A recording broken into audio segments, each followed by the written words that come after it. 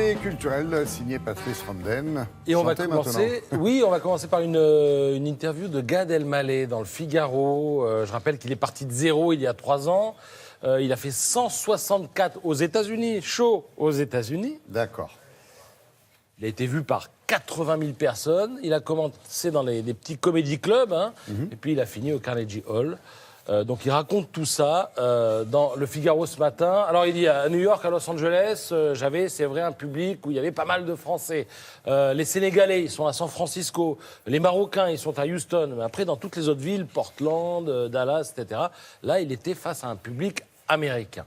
Alors il raconte aussi comment fonctionnent les late shows aux États-Unis. Alors, avant l'émission, on discute du sketch que je vais faire, dit-il, avec le producteur. Ensuite, j'envoie le texte du sketch au producteur. Ensuite, le texte me revient avec des commentaires du producteur. Je dois le jouer sur scène dans un comédie club, en intégrant évidemment les notes que m'a mis le producteur. Je dois me filmer, envoyer le film, ce qui fait que tout est préparé à l'avance. Le producteur vient ensuite le voir sur scène et c'est après toutes ces étapes qu'il peut être invité dans l'émission et faire son sketch dans l'émission. Et il dit... Ma chronique est préparée comme ça. Hein. C'est exactement la Je même n'en chose. doute pas. D'ailleurs, il te cite dans l'interview. Et il dit, tout a été calqué sur Alex Jaffray. Et il dit, le jour J, en fait, il n'y a plus aucune surprise. Et il termine en disant, je suis très reconnaissant à Michel Drucker de m'avoir fait faire ma première télé en 95, parce que si j'avais découvert ce monde maintenant, aujourd'hui, j'aurais été totalement déstabilisé, j'aurais perdu les pédales à la télévision américaine. Voilà. Alors, ça a l'air de vous rendre dubitatif, Oui, Laurent. oui, je le pensais plus sûr de lui, ce garçon. Voilà, c'est tout. Alors, je vais enchaîner avec une sorte de qui a dit.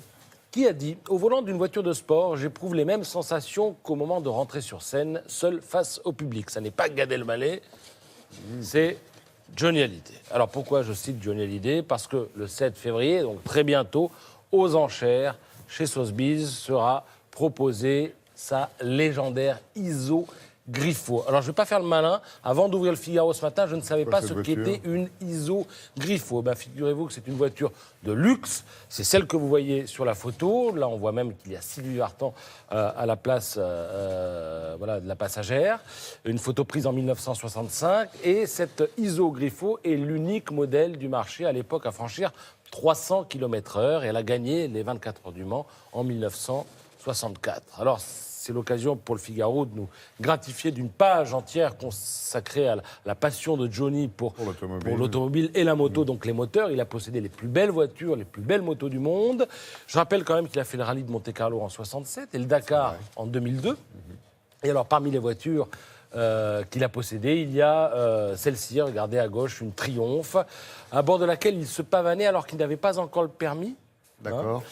Et il avait obtenu que la plaque d'immatriculation, que sur la plaque soit mentionné le numéro 15 parce que c'est sa date de naissance. Ah, c'est pas parce qu'il y a du Cantal. Voilà, il y a eu une Ferrari, et puis on voit aussi une Norton Atlas, là c'est une moto. Et puis si vous voulez retrouver certaines de ces voitures, ou en tout cas la Ferrari qu'on vient d'apercevoir, eh bien je vous conseille ce livre, pour finir, un livre signé Serge Bellu, Ferrari Mania, la légende, par ceux qui l'ont écrite. Vous avez aussi bien des directeurs sportifs que des pilotes, Kenzo en personne, etc., etc. Schumacher, Prost, allez-y.